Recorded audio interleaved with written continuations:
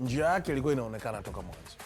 Yaani plani ilivyokuwa, namna ambavyo timu ilivyotengeneza mashambulizi yake kupatia upande wa kushoto ambapo anacheza Diaz, na kuna wakati tulikuwa tunamuona Juan Arias anaenda upande huo, Mojica fullback wa kushoto. Lakini mara zote wakipigiana pasi mipira inahama inaenda upande wa kulia.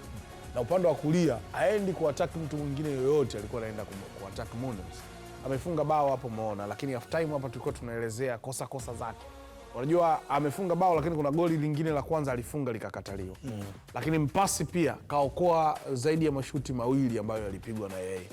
Namna ambavyo anakimbia kwenye ile eneo la wazi. Masuaku kuna wakati alikuwa anazidiwa, lakini Edo Kayembe ili goli linakuja hapa. Yaani twende utazame namna ambavyo yeye ametoka benchi. Hajachoka.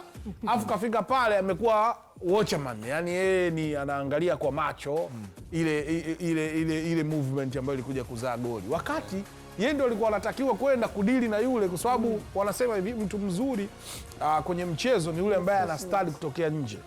Si ameshaona?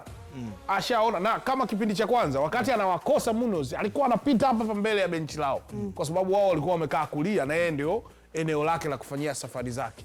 Kwa pale pote alikuwa anapita zile movement zote. Inawezekana hata kuna wakati wao ndio walikuwa wanamkumbusha Masuaku kwamba huyo kwa sababu wanaruhusiwa kuongea.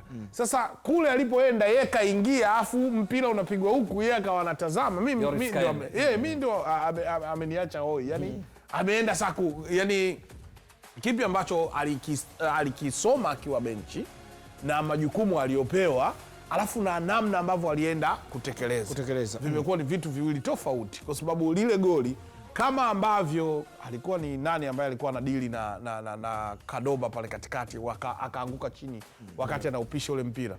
Tazama, hapo.